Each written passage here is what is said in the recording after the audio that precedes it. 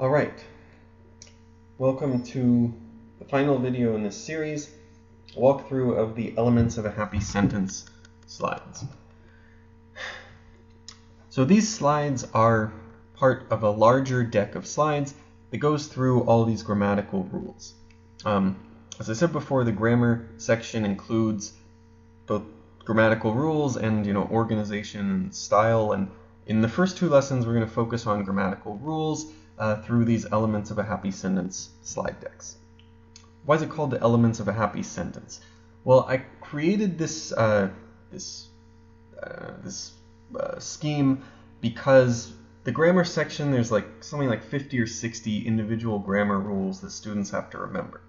And if you just sort of throw 50 or 60 rules at someone, they're not going to retain a lot of it. So I tried to come up with these elements of a happy sentence, which are broader categories of rules. Try to group them into these, there's 10 elements, so 10 categories to make them easier to remember. So that as we go forward, the key parts of these slides are not these elements, these categories. It's just a mnemonic device that may work for some students and not for others. The key elements or the key content is the rules within each category. Let's get started. Completeness. So the first category or element is completeness. Every sentence needs to be complete. You'll see that the main categories or elements are highlighted in yellow. There's 10 of these yellow slides. And then within each element, there's sort of subcategories of rules. So the first thing we're going to talk about are sentence components. Every single sentence needs a subject and a verb. You have to have a subject and a verb. A subject is the person or thing that does an action. The verb is the action. For example, Lindsay teaches. Lindsay's the subject. Teaches is the verb. Every single sentence needs to have these parts. But some sentences can also include other elements. They still need a subject and verb, but they can include other things. And one of these other things they can include is an object. So an object is a person or thing that receives the action being done by the subject. For example, if we have this sentence, Skylar eats dinner, Skylar's the subject, eats is the verb, and dinner is the object. Because dinner is receiving the action of eating, dinner is being eaten. So the deal with objects is that some verbs require them, some verbs don't require it, it's optional, and then for still other verbs, it doesn't even make sense to have an object. So technically the object is optional in a sentence, that's why it's in parentheses, but for some verbs, the object is required. One example would be the verb buy. It doesn't really make sense to say she buys. What are you talking about? She buys dinner. So you're buying something, or some verbs like eat, you could say Skylar eats, and that makes sense on its own, or you could also include the object. So it just depends on the verb. A few examples. Lindsay teaches class. Lindsay's the subject, teaches is the verb, class is the object. A bad example, teaches class. Why? Well, look, it has a verb and an object and no subject, and as I said before, every single sentence, regardless of what else it contains, needs a subject and a verb. This is a bad example. Bad example 2, my brother wears. Why is this bad? Because wears is one of those verbs that requires an object. If you say my brother wears, what does he wear? I don't know. So you need to add an object to this sentence. Okay, and then this slide is just saying that you need a subject and a verb, and then you can add all these other things to sentences too, like adjectives and clauses and blah blah blah, and things we'll go through in subsequent slides. But you have to have a subject and a verb. This is a very basic rule, but the SAT will still test on this sometimes. If a sentence doesn't have a subject and a verb, it's not complete, it's wrong. Clauses. Another component of completeness. So an independent clause is a fragment of a sentence. I should say a clause in general is just a fragment of a sentence, and an independent clause is a fragment that forms a complete sentence by itself. It's like a sentence within a sentence. So if we see here, you should come to class because your instructor loves you, you should come to class. That by itself is a complete sentence. So it's an independent clause. It's an independent clause because it has a subject and a verb, and as I said, a sentence needs a subject and a verb to be a complete sentence. And it's within a larger sentence, which is why it's a clause. Then a dependent clause is a fragment of a sentence that does not stand on its own. It can't form a complete sentence. So the second half of this sentence, because your instructor loves you. That's not a complete sentence by itself. Why is it not a complete sentence by itself? The reason is it begins with what's called a subordinating conjunction.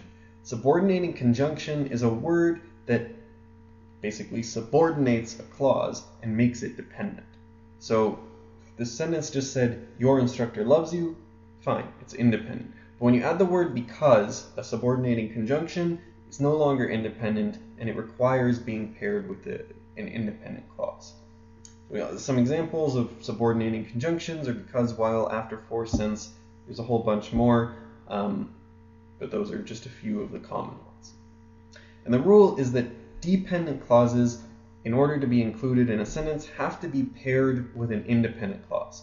The order doesn't matter, but you can't have a dependent clause on its own, you can't have two dependent clauses on their own. There has to be an independent clause with a dependent clause. So a practice question. Let's see if you can get this right. Well, Larry was driving to the store. Because there was a lot of traffic, he became very annoyed. What's right?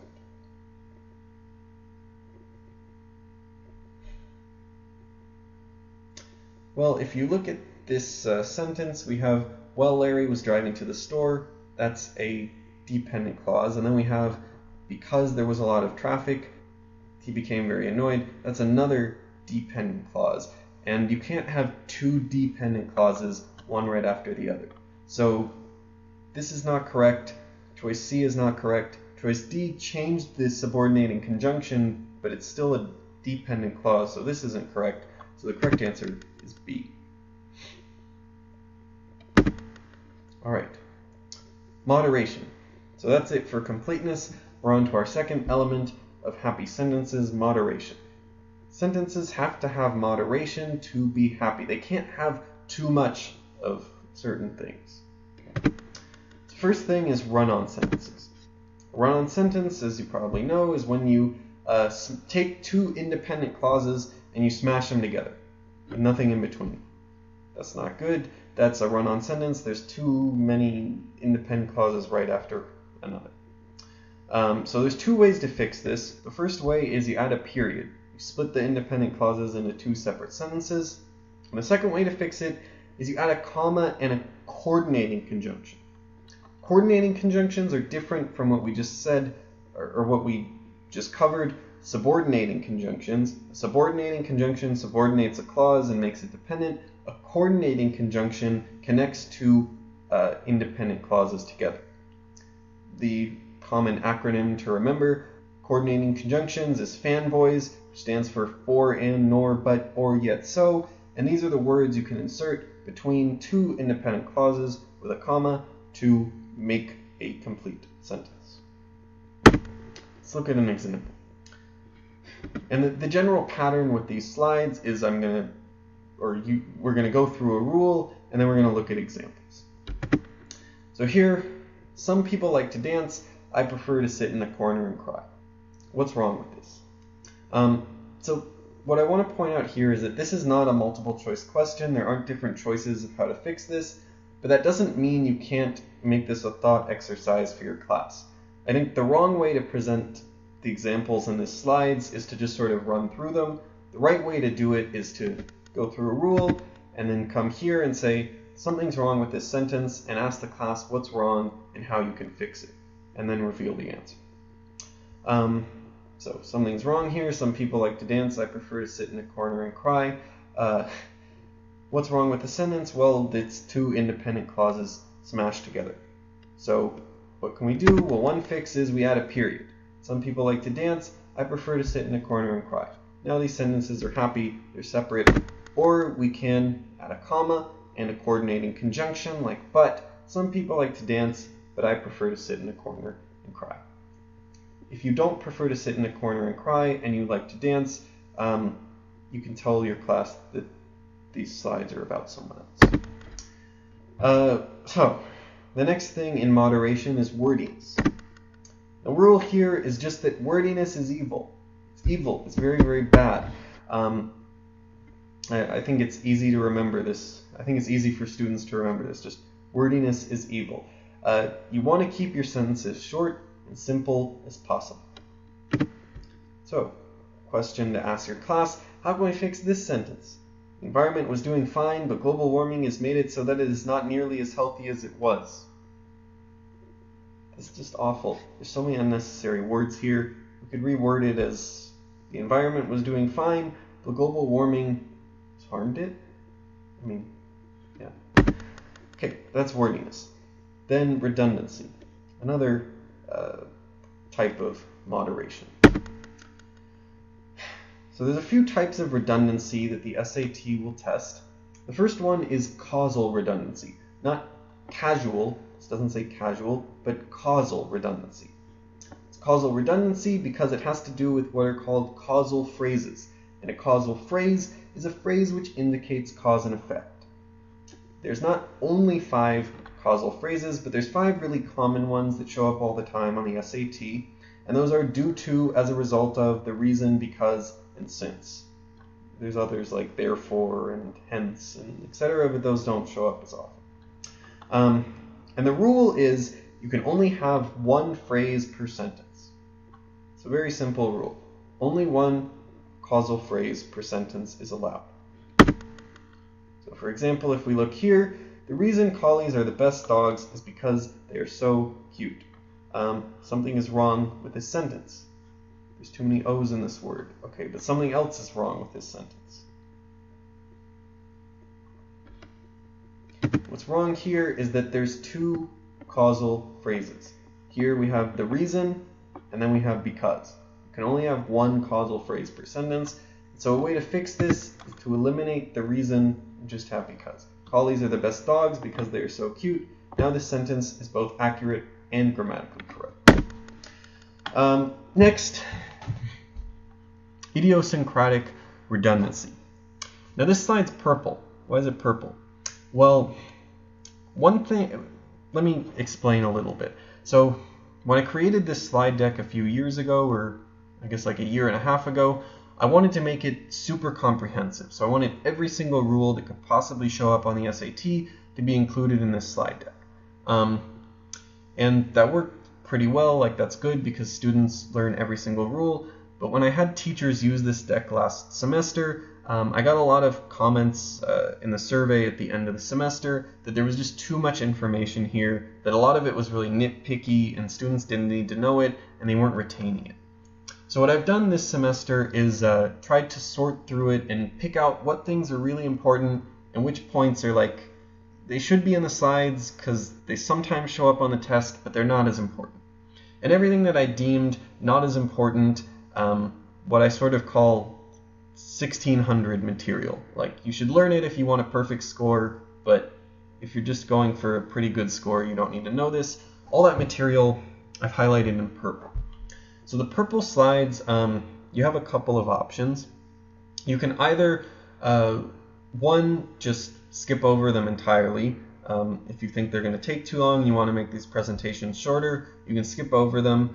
But if you do that, I would post them online. So you could take these slides out or just click through them and say we're not going to cover this in class, but they'll be posted online. So if you're one of those students who wants a 1600, you can review the material on your own. That's one option. The other option is you can still go through them in class, but if you do, go through them briefly. Just when you get to it, say to your class, these slides are purple because they're this, 1600 material, and we're just going to cover this very briefly and you shouldn't focus on. So which option you do is up to you, but I've left them in the slide deck here and in purple, just in this template, and then how you choose to work with that is up to you. So, idiosyncratic redundancy. What exactly is this? Well, an idiosyncrasy is something that's particular to an individual. That's what dictionary.com says. So idiosyncratic redundancy is a bunch of very peculiar, particular rules about redundancy. It's basically just stuff that students have to memorize. In my opinion, the SAT shouldn't test you on this material, or shouldn't test students on this material. I guess if you have two teachers, you can change this to our, if you agree with me. But I think the SAT shouldn't test on this because it's just stuff you have to memorize, but it does, so oh well. So here's the first of a series of slides of stuff you just have to memorize. And all of these slides will be purple because it's 1600 material. If you want the 1600, go through and take a look at this stuff and realize that 5 a.m. in the morning is redundant because 5 a.m. indicates it's morning, and so you can just put 5 a.m. Small in size. That sounds correct, but no, apparently small indicates that, well, small is a size, so if you say small in size, it's redundant, so the right thing to do is small. Yeah, these are just, idiosyncratic things that the SAT will test on, and all of them have to do with redundancy. Small in size, that's redundant, because small is a size, so eliminate size. Okay. So that's it for moderation. Then we have integration. The third element of a happy sentence. The portions of a sentence have to be integrated. So one rule here is comma splices. A comma splice is a pair of independent clauses that are connected only by a comma. You can see that here. So we have two independent clauses, James loves Jamie, and Jamie loves James. There's a comma between them. This is terrible. It's not a complete sentence. It's just two independent clauses with a comma. Not good. The way you can fix it is you add a coordinating conjunction. So this is very similar to how we fix a run-on sentence. A run-on sentence, there's no comma, there's nothing between the independent clauses, and so you add a comma and a coordinating conjunction. Here, there's only a comma. Still not good enough, so you just add a coordinating conjunction. So here we fix these sentences by saying James loves Jamie and Jamie loves James. And everything is just fine. That's it for integration. That's a short one. Then we have optimism. A good sentence, a happy sentence, needs to be optimistic. It needs to be optimistic by avoiding double negatives. So double negatives are, or first, negatives are words that imply not. It's a vague definition, but that'll suffice for our purposes. So it's a word that implies that someone cannot do something, or that something did not happen, or something cannot be so. Just a word that implies not. And the general rule is that two negatives, two of these words that imply not, cannot appear in a row. You can't have two negatives in a row. So remember this by thinking that a negative plus a negative is negative. It's bad. If this formula doesn't make sense to you, just delete it from your version of the slides. But for me, it helps to remember a negative plus a negative, that's something negative, bad. So again, an example that you should walk through with your class, or a series of examples. How can we fix these various sentences?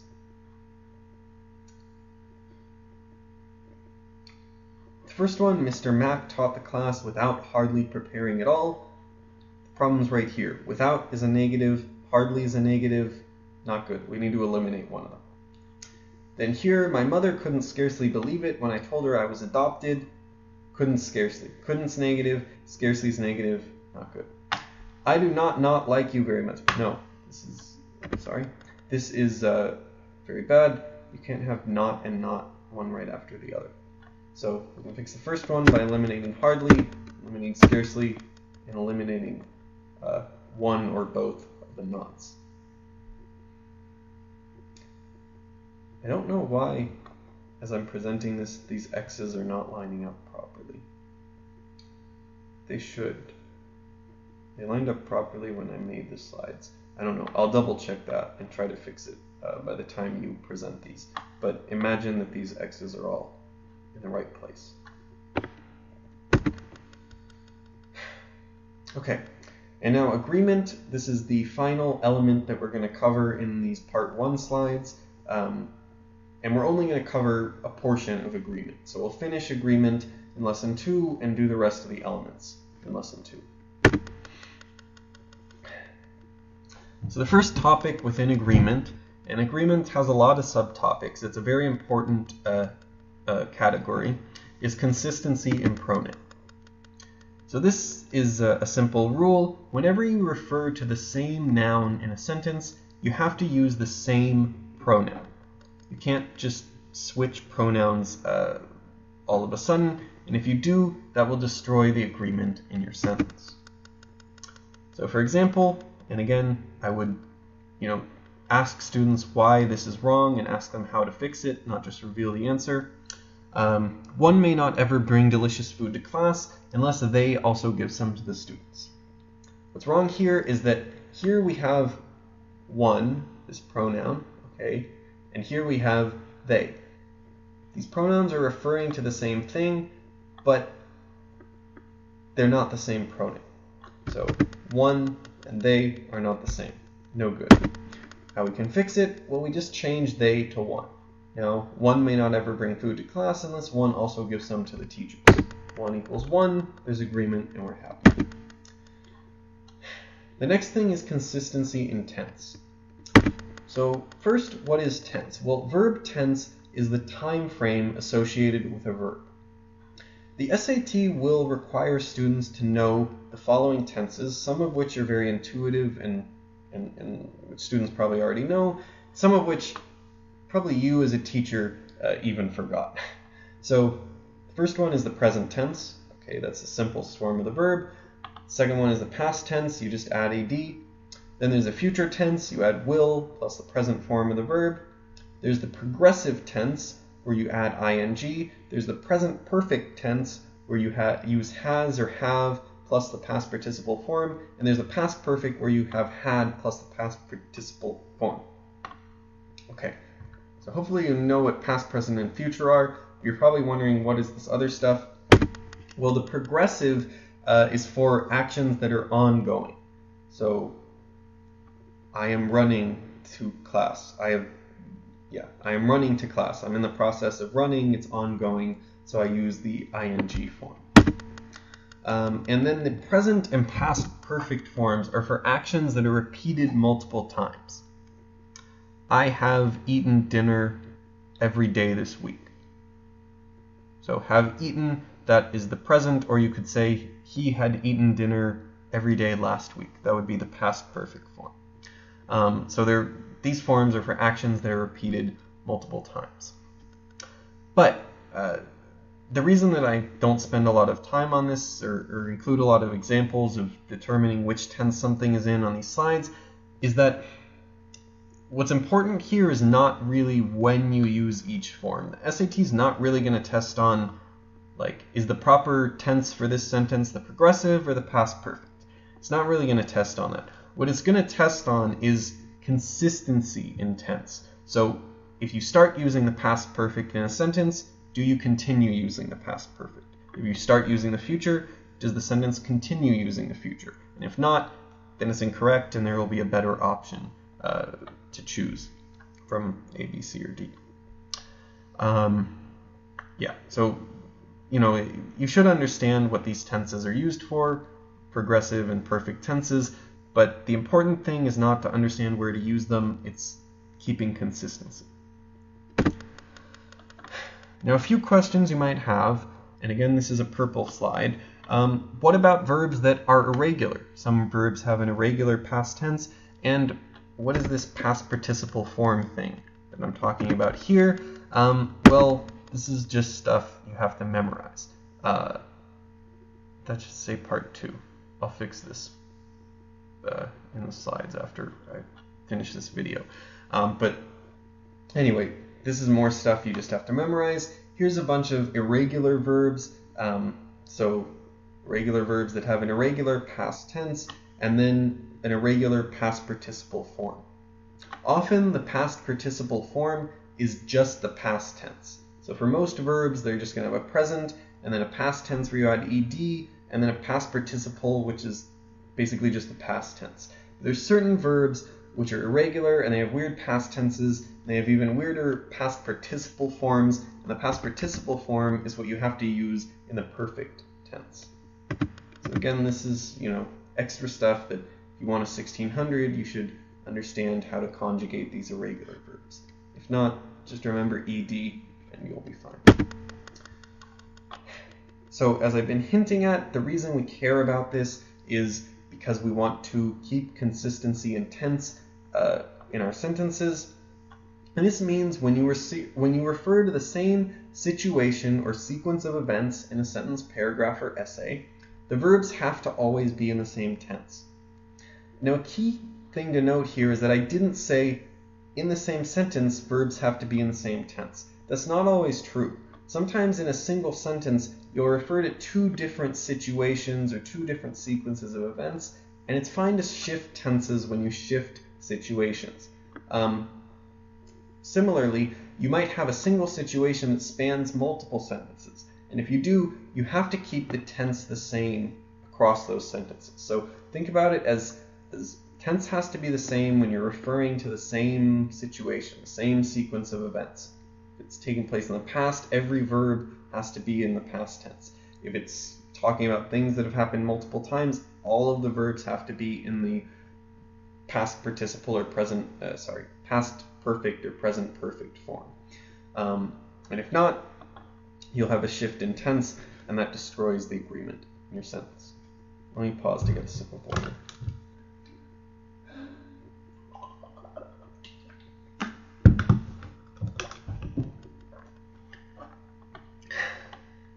Okay, we're back.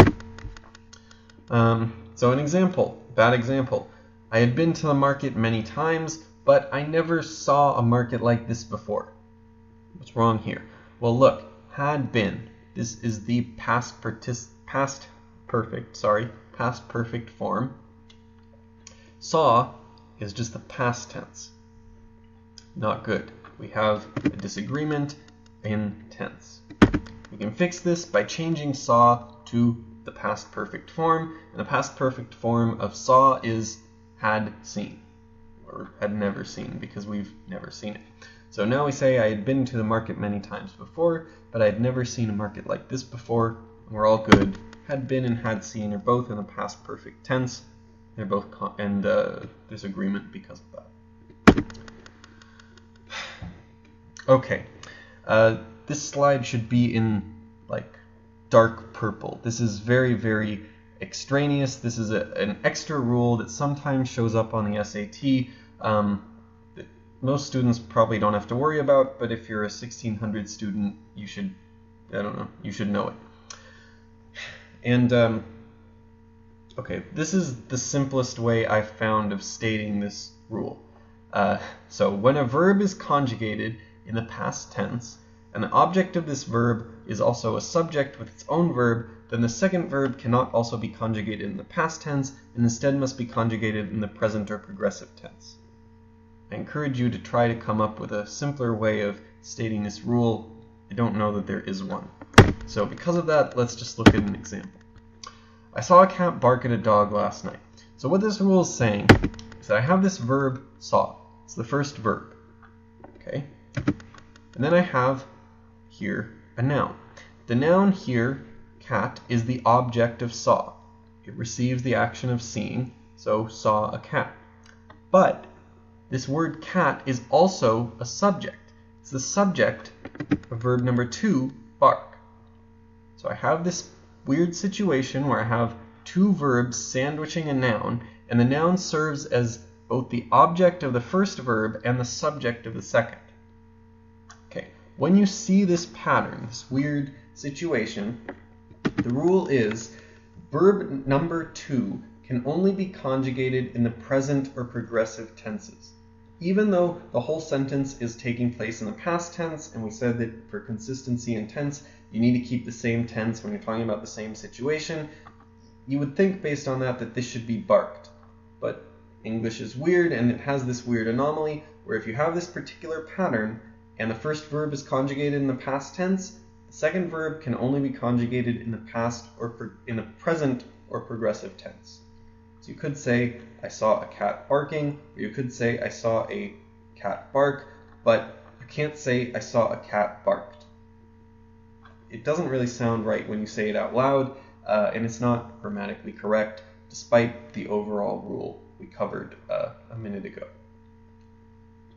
Also, one teacher told me last semester that students got confused by this sentence and thought it was too weird. I guess if you think it's too weird, you can change it. But just to be totally transparent, you probably noticed in the slides so far that some of these sentences are sort of weird. I found that if I just present generic sentences to students, they start to fall asleep. But if I include sentences like, I saw a cat bark at a dog last night, they wake up. So that's why I include them. But if you think they're weird and stupid, feel free to change them. Okay, the final thing that we're going to cover in this slide deck is seesaw conjunctions. So a seesaw conjunction is a pair of connecting words that have to appear together in a sentence. And for the SAT, you need to know 4 pairs of seesaw conjunctions. There are others, but for the SAT, you just need to know these 4. Both, and, either or, neither nor, and not only, but also. So these are words where if you have one, particularly if you have the first one in a sentence, you need to also have the second one. You can't have both and then or. No, both goes with and you can't have neither with but also. No, neither goes with nor. These are pairs of words that need to appear together.